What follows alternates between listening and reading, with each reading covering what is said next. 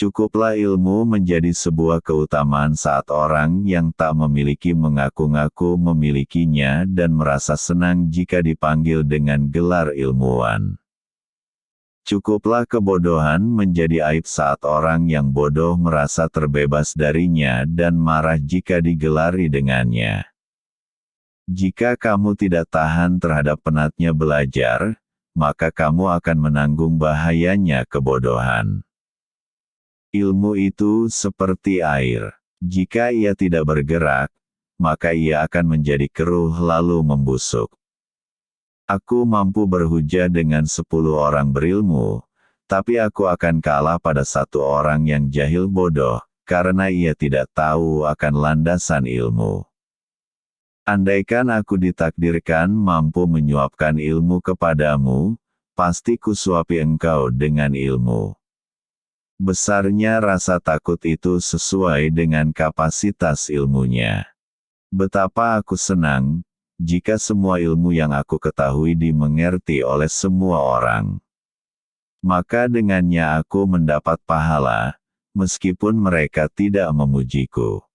Ilmu itu bukan yang dihafal, tetapi yang memberi manfaat.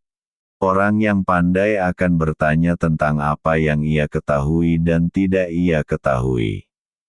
Dengan menanyakan apa yang ia ketahui, maka ia akan semakin mantap, dan dengan menanyakan apa yang belum ia ketahui, maka ia akan menjadi tahu.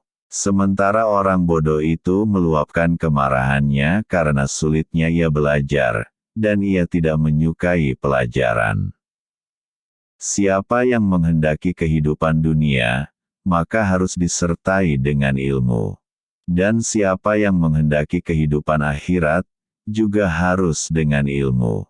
Orang yang berilmu dan beradab, tidak akan diam di kampung halaman.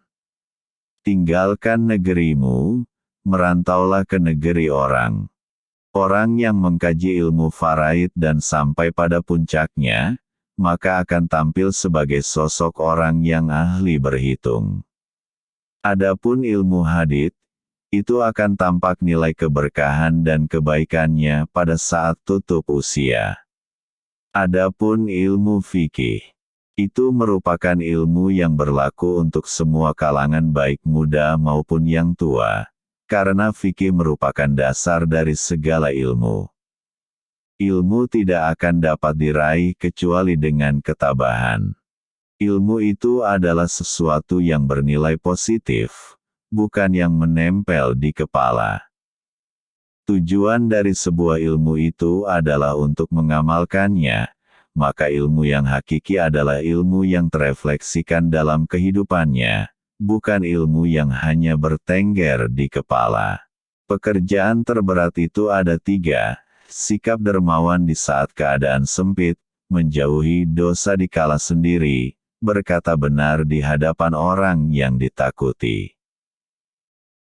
Pilar kepemimpinan itu ada 5, perkataan yang benar, menyimpan rahasia, menepati janji, senantiasa memberi nasihat, menunaikan amanah. Tiada kesusahan yang kekal, tiada kegembiraan yang abadi, tiada kefakiran yang lama, tiada kemakmuran yang lestari. Jika terdapat banyak kebutuhan yang harus dipenuhi, maka mulailah dari yang terpenting dan mendesak. Barang siapa mengadu domba untuk kepentinganmu, maka dia akan mengadu domba dirimu. Dan barang siapa menyampaikan fitnah kepadamu, maka ia akan memfitnahmu. Jika ada seorang yang ingin menjual dunia ini kepadaku dengan nilai harga sekeping roti, niscaya aku tidak akan membelinya. Kaji dan dalamilah sebelum engkau menduduki jabatan, karena kalau engkau telah mendudukinya, maka tidak ada kesempatan bagimu untuk mengkaji dan mendalaminya. Manusia yang paling tinggi kedudukannya adalah mereka yang tidak melihat kedudukan dirinya, dan manusia yang paling banyak memiliki kelebihan adalah mereka yang tidak melihat kelebihan dirinya. Sebagaimana Tuhanmu telah mencukupkan rezekimu di hari kemarin, maka jangan khawatirkan rezekimu untuk esok hari. Bumi Allah amatlah luas, namun suatu saat apabila takdir sudah datang angkasa pun serasa sempit.